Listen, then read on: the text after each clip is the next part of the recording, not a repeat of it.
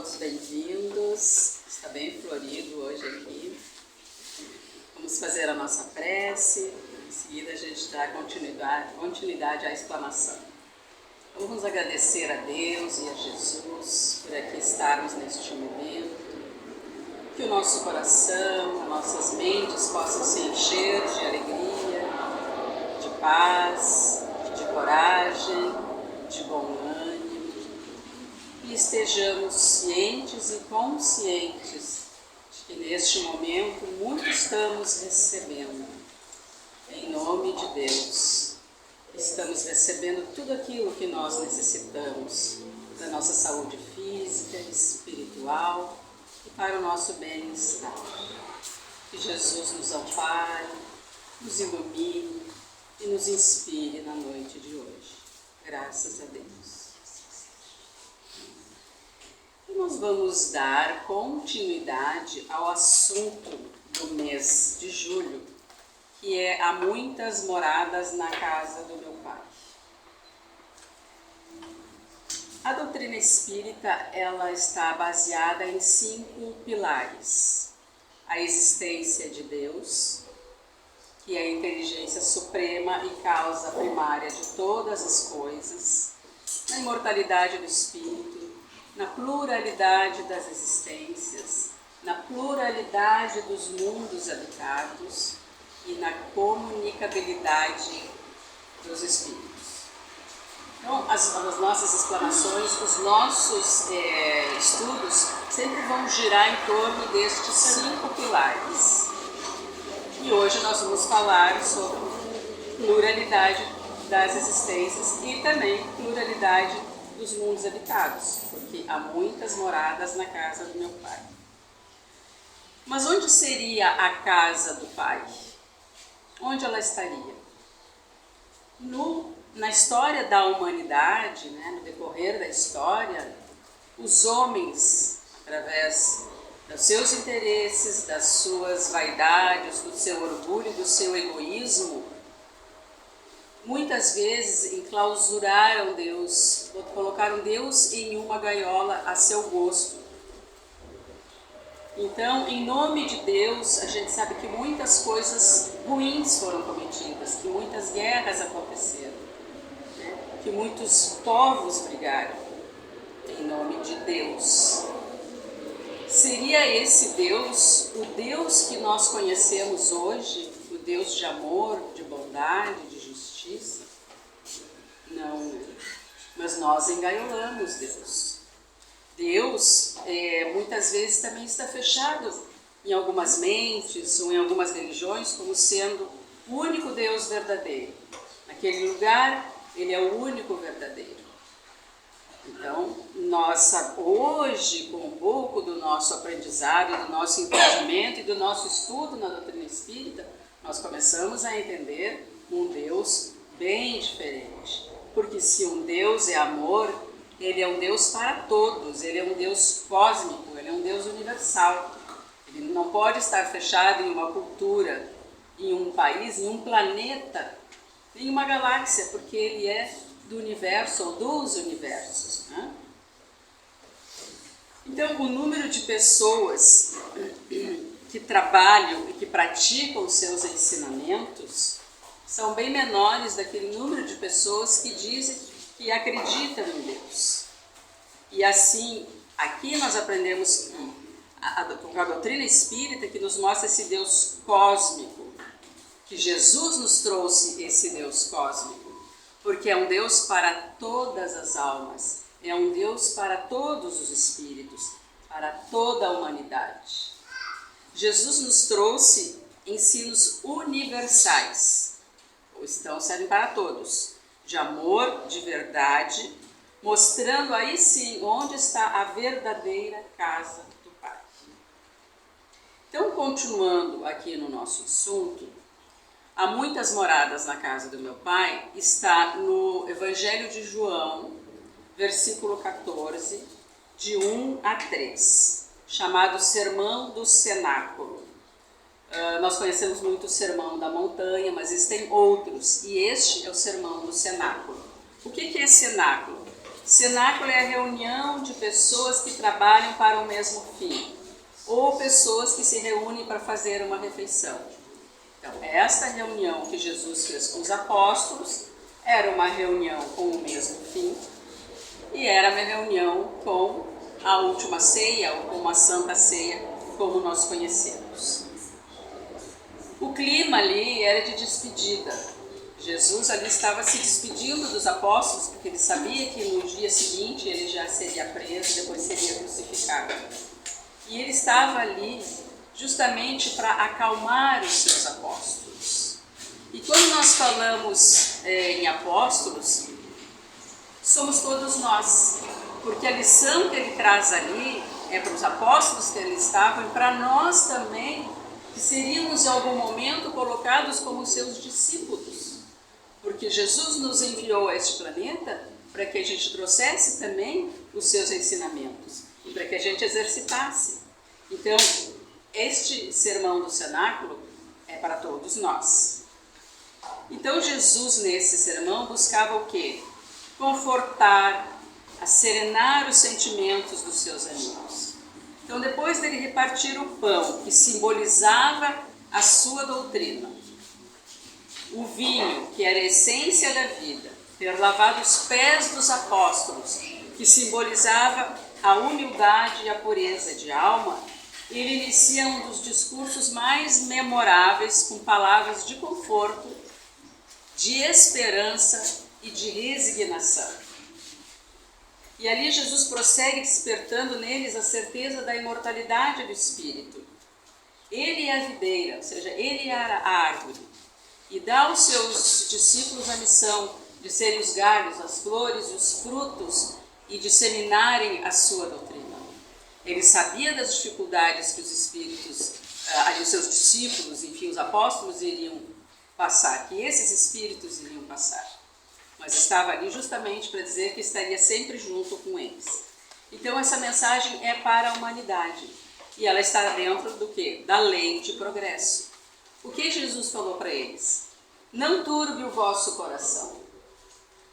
Ele então está acalmando os discípulos. Não se exasperem, não se desesperem. Quando ele estava lá falando com eles, ele está aqui junto a nós falando a mesma coisa. Não se turbe o vosso coração. Acalme. Crede em Deus, crede também em mim. Ali ele já mostrava que ele era Jesus e Deus era o Pai. Eles não eram a mesma pessoa. Dizia mais o seguinte: há muitas moradas na casa do meu Pai. Mostra que a alma é imortal. Se assim não fosse, já vos teria dito, pois me vou para vos preparar o lugar, trazendo assim esperança e consolação. Vou preparar o lugar e estarei esperando por todos vocês. Depois que me tenha ido e que vos houver preparado o lugar, voltarei e vos retirarei para mim, a fim de que onde eu estiver, também vós aí estejais. E assim Jesus encorajava os seus apóstolos. Isso tudo foi escrito por João. João foi o apóstolo que mais conviveu com Jesus. E João, ele nunca trouxe nos seus escritos alguma coisa sobre tristezas ou qualquer sofrimento de Jesus. Sempre trazia os seus ensinamentos. Então, se a casa do meu Pai é o universo ou os universos, é toda a criação, as leis divinas, as leis de Deus são as mesmas? Sim. As leis divinas são as mesmas em qualquer lugar. Elas são imutáveis. As leis divinas representam o código de ética e moral mais perfeito. É atemporal e é o mesmo em todo lugar. Então, independe do lugar, independe do momento, do ano, do tempo, vai ser sempre a mesma lei de Deus. Então, a casa do Pai é toda a criação e o Pai é Deus. E as moradas que ele fala? Tem muitas moradas na casa do meu Pai. Podemos pensar nas moradas físicas, que são muitos planetas, onde nós reencarnamos. Para que nós reencarnamos nesses planetas? Para evoluir, para dominar as nossas paixões, os nossos instintos, para adquirir conhecimento. E tem o mundo espiritual, que é onde nós ficamos entre uma encarnação e outra, que chamamos de erraticidade. Então, os planetas, uma morada para evoluir, provisória, e este momento que nós ficamos entre uma encarnação e outra, também de maneira provisória. Mas o que define para qual planeta nós vamos e quando nós partimos para o mundo espiritual, em que lugar, em que circunstância, com que pessoas nós ficamos? A principal morada. Qual é a principal morada? A nossa morada íntima. Os nossos sentimentos, aquilo que nós fazemos, é isso que vai depender, que vai determinar em que morada eu vou ficar. Então essas moradas, tanto no mundo espiritual como nesses planetas, são estágios compatíveis com a nossa morada íntima. Eu posso nesse momento aqui, neste ambiente, que é um ambiente de paz, que os amigos espirituais estão nos ajudando, eles sabem dos nossos problemas, dos nossos desafios, do que nós temos que enfrentar, das nossas dificuldades. E muitas vezes, e na maioria das vezes, eles nos acompanham ainda até a nossa casa, nos acompanham durante o sono físico, nos atendendo, nos dando força e nos dando ânimo. Mas, mesmo a gente estando ao redor de espíritos do bem, que nos querem bem, que nos amam, podemos estar com o nosso coração em desarmonia, podemos estar com os nossos pensamentos perturbados. Do mesmo modo, podemos ir para um ambiente que está em desequilíbrio e com perturbação, mas se nossa morada íntima está bem, nós vamos levar o quê? Equilíbrio, vamos levar paz, não vamos nos deixar contaminar. Então a nossa principal morada é a nossa morada íntima. Na questão do livro dos Espíritos, número 76, pergunta o que são espíritos? E eles respondem, são os seres inteligentes que habitam o universo. Não pertencemos a um planeta, apenas estamos num lugar, hoje, aqui na Terra, que é compatível com o nosso estágio evolutivo. Posso ir para um melhor e posso ir para um pior. Vamos comparar a evolução a um trem. Então, o planeta está evoluindo, é um trem que está se deslocando. Pode ser que eu evolua bastante, né? Que eu progrida bastante e que meu trem ande mais rápido. E eu não preciso mais ficar neste planeta, porque eu não estou mais na mesma velocidade, eu consegui evoluir mais. Então eu sou convidada a ir para um planeta mais evoluído. Vou continuar trabalhando, como nós vamos trabalhar para sempre, mas sou convidada a ir para um planeta mais evoluído porque o meu trem andou com maior velocidade.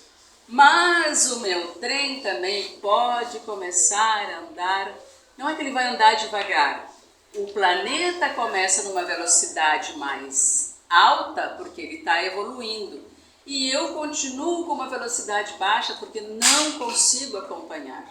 Por que eu não consigo acompanhar? Porque eu ainda estou envolvido em raivas, em guerras, em desavenças, enfim, eu ainda estou muito envolvido com o mal e o mundo está evoluindo. Está passando, né? Vamos supor agora de provas, expiações, a regeneração.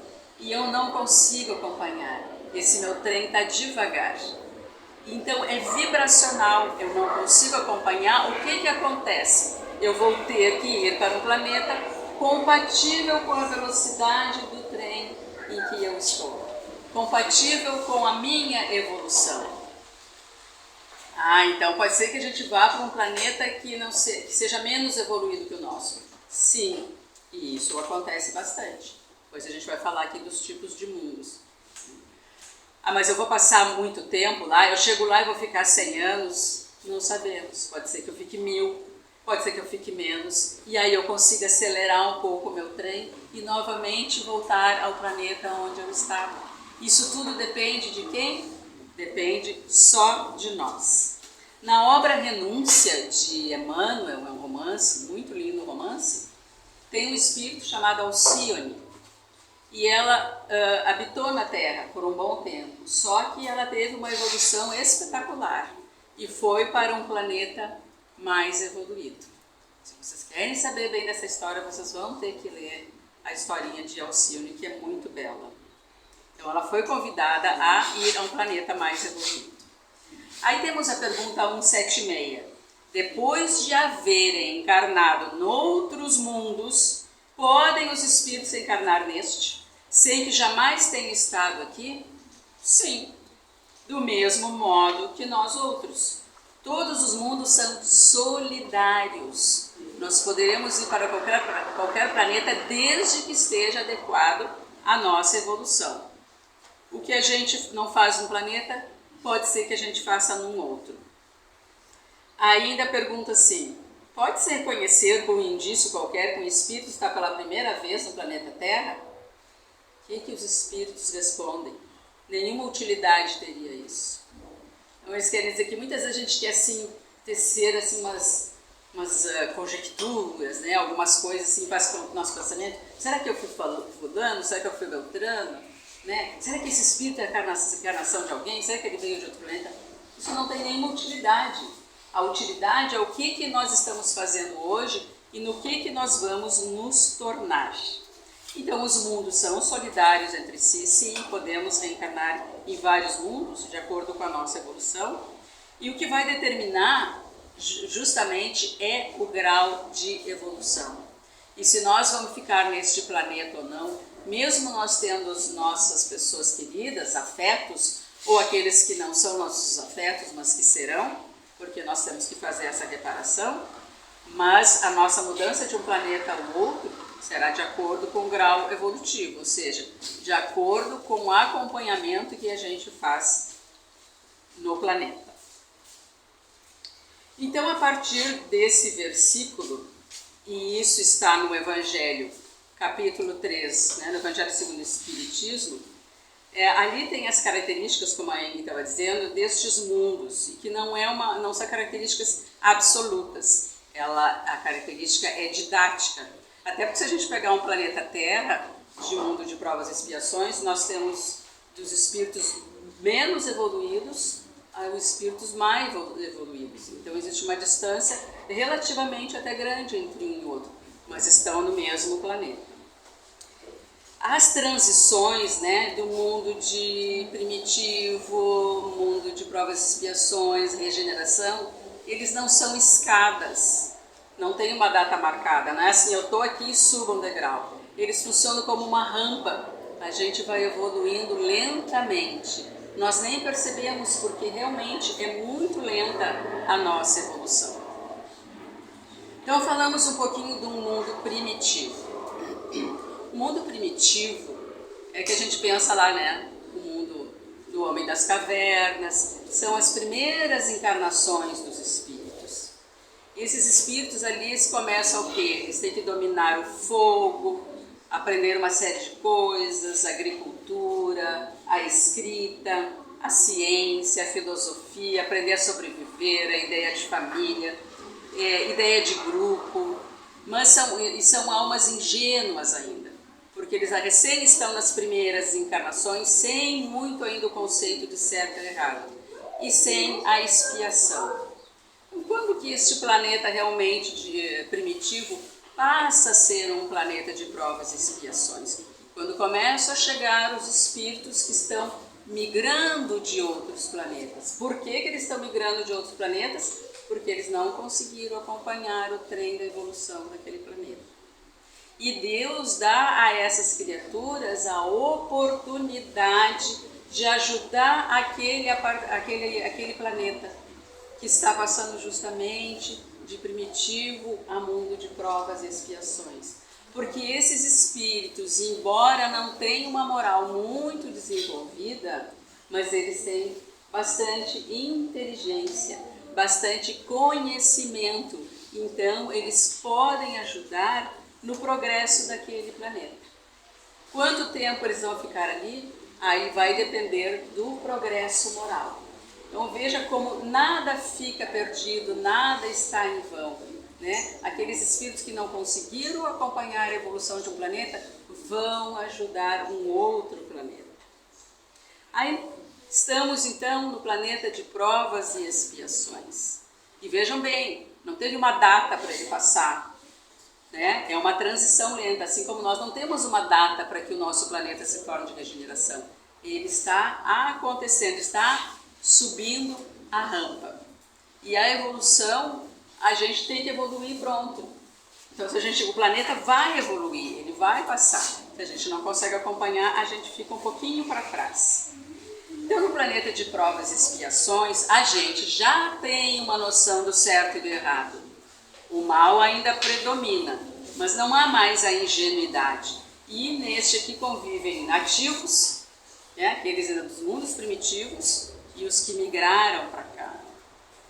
Os que migraram naquela época, né, nós conhecemos muito dos exilados de Capela, do livro, eram almas profundamente perturbadas, que apesar de todas as oportunidades, não houve mudança íntima.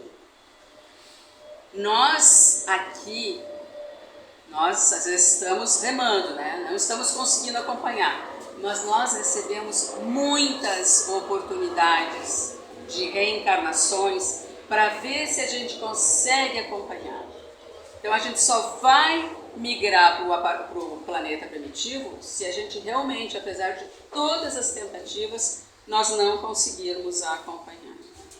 E aí vieram, eu estou dizendo vieram, podemos ser nós mesmos, viu? Vieram, né? Viemos, vamos dizer assim, pela ignorância, pelo orgulho, pelo egoísmo, pela baixa moralidade, embora com inteligência e com conhecimentos intelectuais bem avançados. Então nós estamos em transição para, então falamos dos dois tipos de planeta, primitivo, de provas e expiações. Vamos falar no de regeneração, que é para onde estamos nos encaminhando. Kardec fala que em termos corporais somos bem semelhantes aos humanos do planeta de regeneração. O que muda realmente é a nossa morada íntima. Ainda há resgate, mas é um planeta bem mais tranquilo de se viver do que o nosso. Como é que a gente sabe quando a gente já está mais próximo da regeneração? Como que a gente vai saber que o nosso planeta já está entrando exatamente no mundo de regeneração? Quando os moradores deste planeta tiverem desenvolvido 3 fatores. Primeiro, maior aproximação de Deus, pelo desejo de conhecer e de viver a sua lei.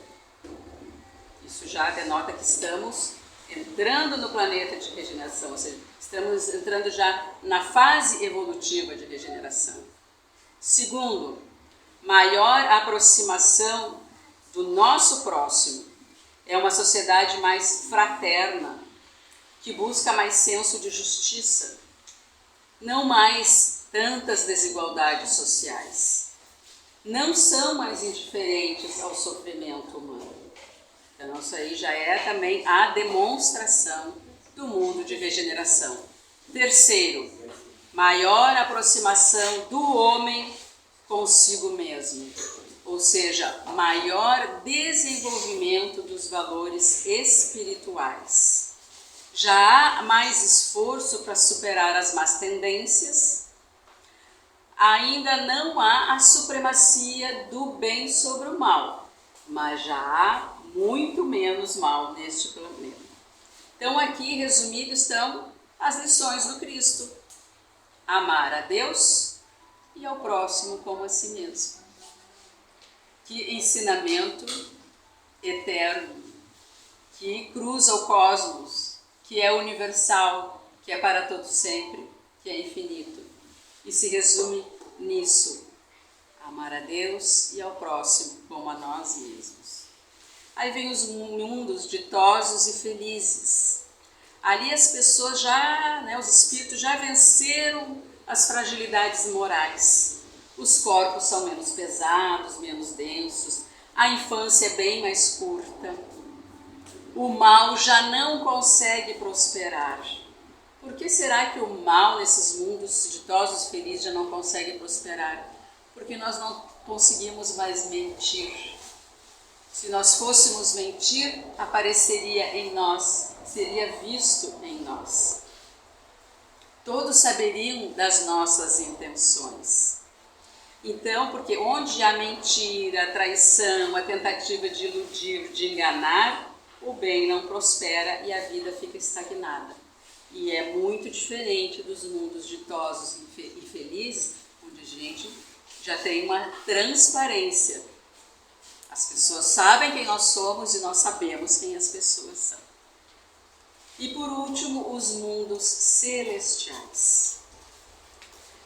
Quem está nos mundos celestiais? Quais são os espíritos? As almas extremamente evoluídas, onde está o bem absoluto. Mas nós quase nada sabemos deste mundo que está tão distante de nós, né? Um mundo celestial, onde só há amor. É como se pegasse uma criança, e às vezes a gente vê as crianças, né? A criança entra na primeira série, ela, né, aprende a ler, aprende a fazer os cálculos, e ela já quer saber quantos anos ela vai ter que estudar ainda, né? Isso precisa de muito tempo. E a gente diz, olha, é para o resto da vida. Então, nós estamos mais ou menos assim nesse estágio ainda. Ah, mas falta muito?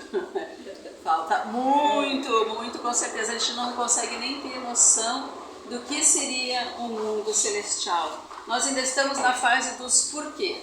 Mas por quê? Mas por que é assim? Mas por que é desse jeito que acontece? A criança não tem essa fase do porquê?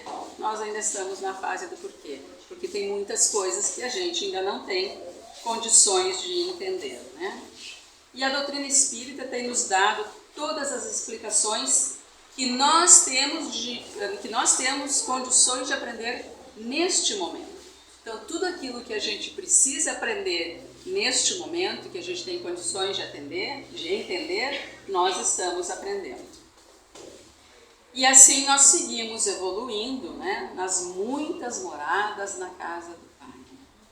Então, eu até assisti uma palestra que estava falando que os espíritos mais evoluídos, né, que vão para alguns planetas, inclusive o planeta primitivo, quando chegam os migrados que não conseguiram acompanhar o trem, chegam muitos espíritos evoluídos também para ajudar. Então, nós mesmo com a nossa pouca evolução que poderíamos ajudar o planeta, nós podemos funcionar como contágio positivo. Que quando a gente vibra no bem e tenta fazer o melhor, a gente contagia 1, 2, 3 pessoas e vai contagiando outras tantas. E se essas pessoas vão sendo contagiadas no bem, o planeta vai mudando, né? Porque são todas as pessoas. Então, que nós possamos ser este contágio positivo na nossa vida e no nosso dia a dia. Nos pequenos momentos, nos grandes momentos, na família, no trabalho, na rua. Porque essa é a oportunidade que Jesus nos deu. Que sejamos seus apóstolos e que possamos influenciar positivamente o máximo de pessoas que nós conseguimos. Então, que Jesus nos ilumine, né? Ilumine as nossas vidas, a nossa mente, o nosso coração, porque nós queremos é ser felizes. E a felicidade está justamente nessa caminhada na evolução. Muito obrigada.